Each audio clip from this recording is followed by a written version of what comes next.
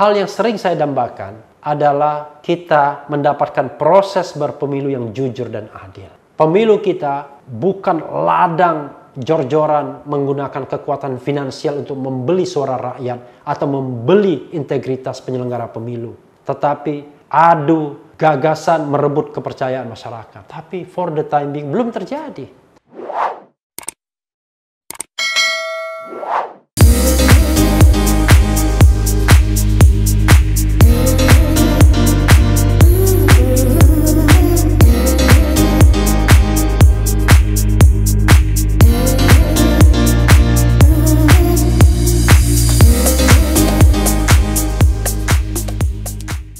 Assalamualaikum warahmatullahi wabarakatuh, Sobat RH sekalian.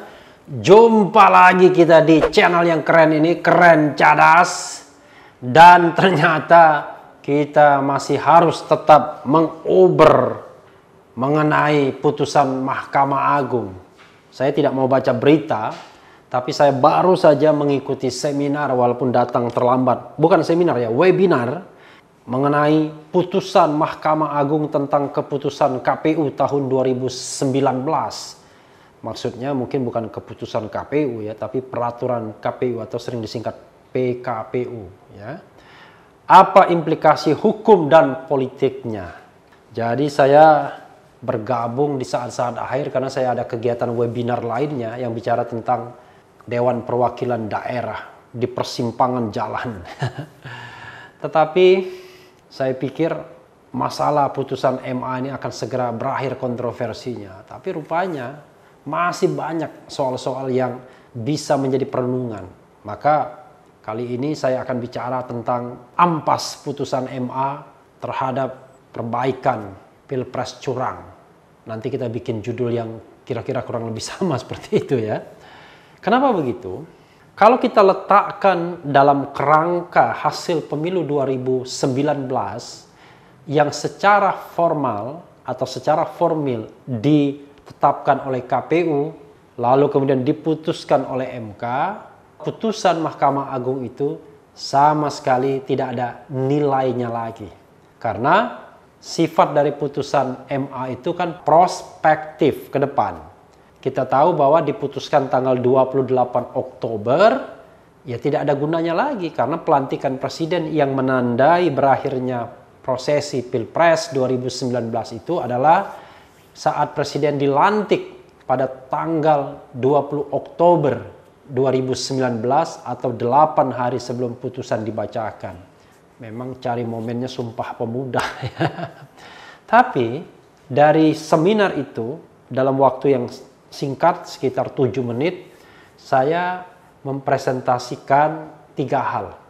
Pengaruh putusan itu sendiri yang saya katakan tidak ada lagi baik secara faktual kalau kita hitungkan dengan jumlah suara yang diperoleh oleh pasangan Jokowi Ma'ruf, dengan MA mengatakan tetap harus ada persebaran 20% di lebih dari separuh jumlah provinsi di Indonesia. Nggak ada masalah. Terlebih kalau kita pakai teori bahwa putusan itu berlaku ke depan prospektif, tidak berlaku surut.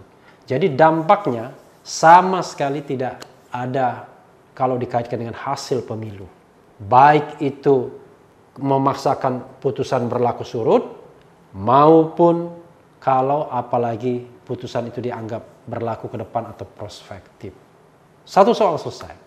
Tapi soal kedua saya mengatakan bahwa masalah ini tidak akan muncul mungkin kalau kita tidak menerapkan presidensial threshold. Lagi-lagi presidensial threshold atau ambang batas untuk mencalonkan presiden dan wakil presiden. Saya katakan berkali-kali, ambang batas ini banyak mudaratnya ketimbang manfaatnya. Tetapi sampai hari ini kita belum mendapatkan clear sign bahwa partai-partai di Senayan akan menghapuskan ketentuan mengenai presidensial threshold ini. Padahal ketentuan ini sudah menyebabkan banyak hal negatif.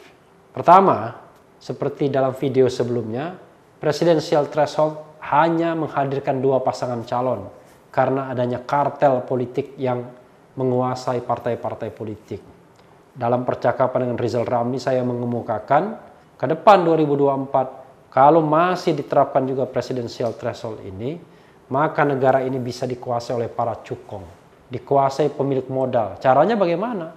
Dengan membeli 6 partai yang berada di istana saat ini, 1 triliun per partai, kepada orang tentunya diberikan yang paling berpengaruh di partai tersebut, maka partai tersebut bisa dikumpulkan untuk mengajukan salah satu pasangan calon.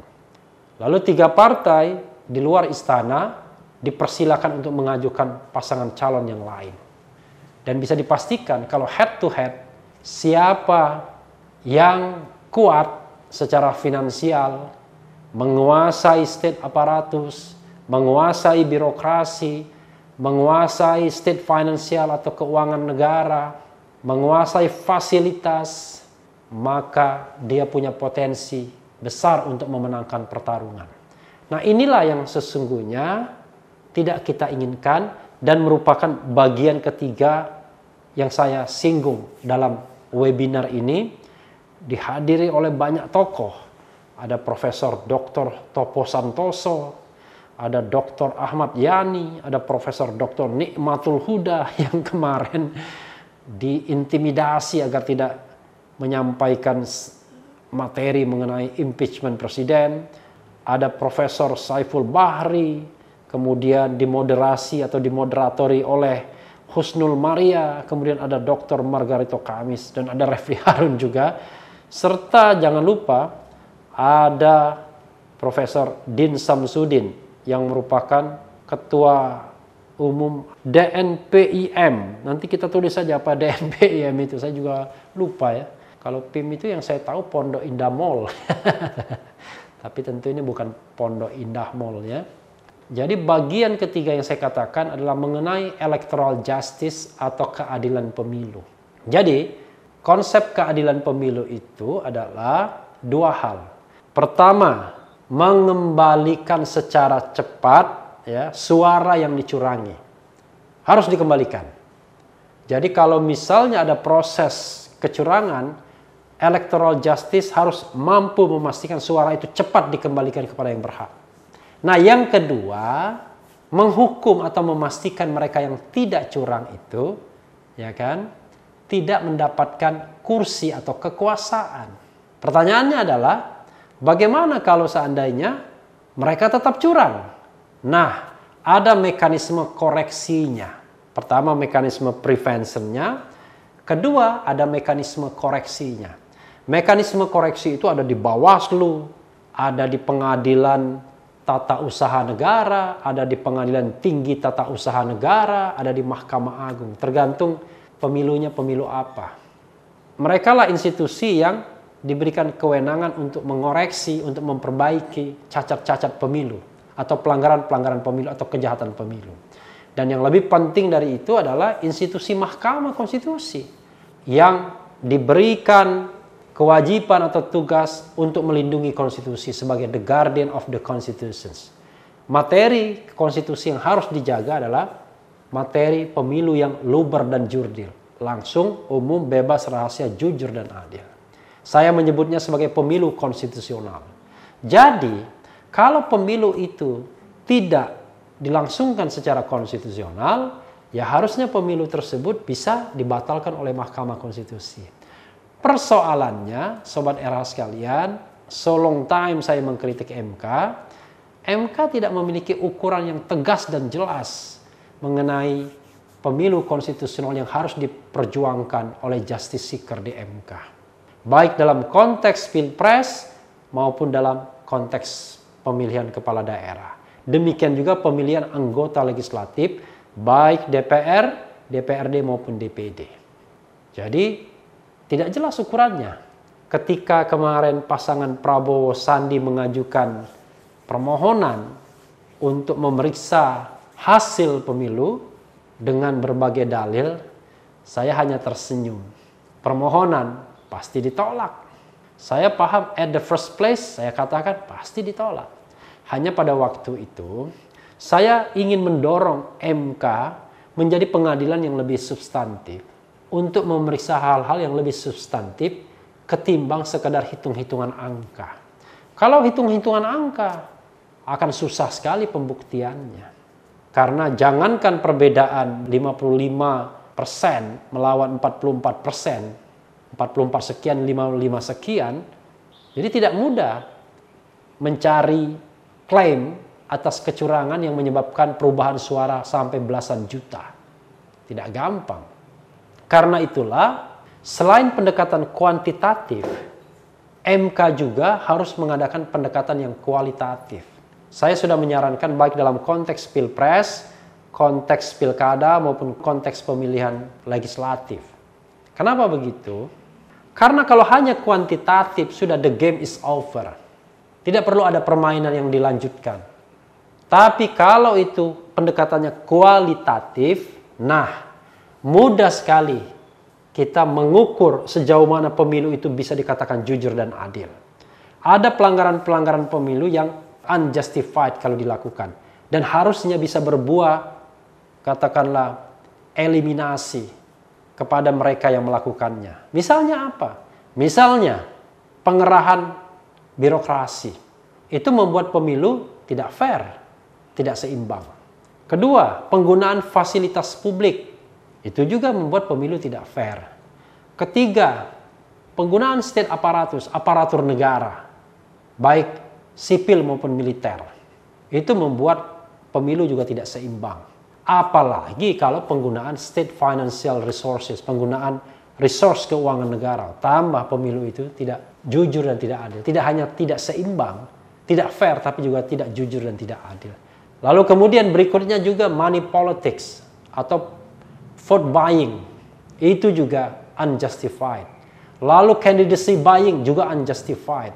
Jadi pemilu itu di hulunya harus clear, prosesnya juga harus clear, dan di hilirnya juga harus clear. Itulah pemilu yang konstitusional. Nah, sayangnya Sobat Era sekalian, sampai saat ini pendekatan tersebut belum kita punyai sistem yang solid untuk memastikan bahwa pemilu itu jujur dan adil. Kita tidak punyai. Kita memang punya lembaga pengawas seperti Bawaslu yang sudah dipermanenkan hingga tingkat kabupaten kota. Coba bayangkan, berapa institusi pengawas pemilu di Republik ini? 1 di pusat, 34 masing-masing di provinsi, lalu lebih dari 500 di kabupaten kota. Belum lagi pengawas kecamatan, belum lagi pengawas lapangan, belum lagi pengawas TPS. Tapi apa yang terjadi? Kecurangan tidak pernah sepi dari pemilu ke pemilu, termasuk dalam pilpres. Jadi input pengawasan yang ditambah tidak berbuah dengan output atau outcome pemilu yang jujur dan adil. Dengan berkurangnya secara signifikan kecurangan. Kalaupun Sobat RH sekalian, di MK tidak banyak permohonan itu dikabulkan. Bukan karena tidak ada kecurangan. Tapi karena dua hal. Pertama, sulitnya membuktikan kecurangan tersebut, walaupun semua orang yakin hampir semua peserta pemilu melakukan money politics atau vote buying atau candidacy buying. Kedua, paradigma MK dalam menangani sengketa hasil pemilu, pilkada, pilpres, itu paradigmanya masih paradigma yang non-substantif. Paradigma teknikal, hitung-hitungan. Kalau paradigmanya seperti itu terus, maka kita tidak akan mendapatkan keadilan yang substantif. Bahkan di MK dalam konteks pilkada ada thresholdnya, yaitu perbedaan suara haruslah minim 0,5% hingga 2% tergantung jumlah penduduk di masing-masing daerah, entah provinsi atau kabupaten kota. Kalau itu caranya, maka pesannya adalah tolong curanglah securang-curangnya. Karena kalau kecurangannya tanggung, maka masih masuk rentang untuk digugat angkanya, yaitu 0,5 sampai 2%. Tapi kalau perbedaannya lebih dari 2%, secara absolut katakanlah lebih dari 2%, maka Anda aman. Pilkada Anda walaupun securang-curangnya tidak akan diproses di Mahkamah Konstitusi. Luar biasa kan? Demikian juga pilpres. Kalau Sobat RH sekalian melihat bagaimana sidang pilpres kemarin, saya hanya tertawa saja. Hampir tidak mungkin pemohon bisa membuktikan. Coba bayangkan, kesempatan untuk membuktikan, pembuktian itu hanya 1 hari diberikan. Yaitu pemeriksaan para saksi dan ahli. Yang kita tahu sampai subuh kan? Di situ beberapa saksi Ya, ahli kalau tidak salah cuma dibatasi 2 orang saja. Coba bayangkan, padahal yang dituntut oleh pihak terkait dan pihak KPU, kalau mau menunjuk kekurangan, pakai prinsip 5W1H. Di mana tempatnya harus ditunjukkan? Bagaimana caranya? Siapa yang melakukannya? Kapan itu dilakukan? Kalau metode itu dipakai, Anda mungkin hanya bisa membuktikan 1.000-2.000 suara saja. Jangan-jangan 1.000-2.000 suara pun Anda tidak bisa membuktikan. Tapi kira-kira yakin nggak pemilu 2019, pemilu 2014, pemilu sebelumnya lagi 2009, sebelumnya lagi 2004, dan sebelumnya lagi 1999 banyak kecurangan? Tidak usah kita menyebut pemilu Orde Baru, karena pemilu Orde Baru kita tidak bisa ukur. Bukan pemilu itu namanya. Karena hasilnya sudah bisa ditentukan sebelum perhelatan dilaksanakan. Tapi pemilu reformasi, apakah ada anggota KPU atau pelaksana pemilu dan Bawaslu yang yakin pemilu kita adalah pemilu yang jujur dan adil, pemilu yang konstitusional? Soal lain yang juga harus digarisbawahi adalah selain MK, juga pelaksana pemilu. Tadi saya menyinggung pengawas pemilu Bawaslu, pelaksana pemilu, yaitu KPU. Plus Bawaslu juga sesungguhnya. Praktek yang ada, pemilihan penyelenggara pemilu, itu yang dicari selalu orang bukan dengan prinsip meritokrasi, tapi prinsip kolusi, prinsip lobby, prinsip bahwa orang tersebut bisa diajak kerjasama.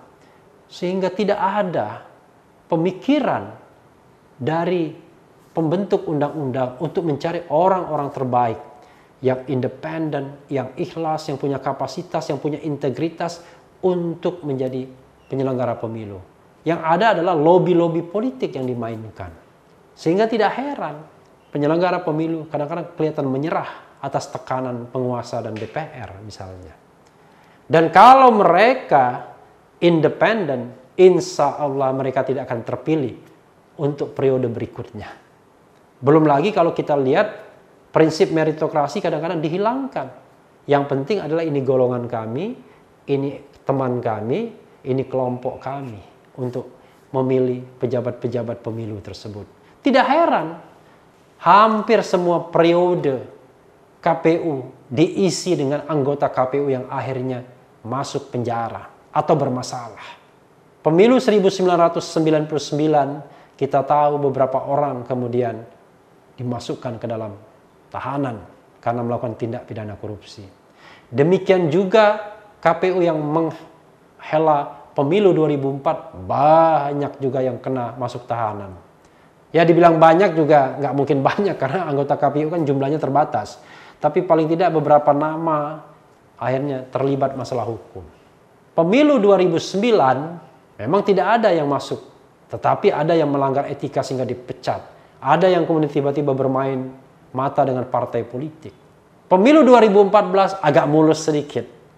Tidak ada anggota yang bermasalah dari sisi hukum. Tapi pemilu 2019 ada akhirnya yang dicokok KPK, Wahyu Setiawan. Karena kong kali kong dengan dugaannya Harun Masiku yang sekarang kita tidak tahu raib kemana. Kementerian Hukum dan HAM dengan bangga mengatakan bahwa pembobol BNI sudah mereka dapatkan, sudah mereka jemput. Tapi Harun Masiku kemana? Kita tidak tahu. Jadi yang jauh di Serbia sana bisa kita pulangkan.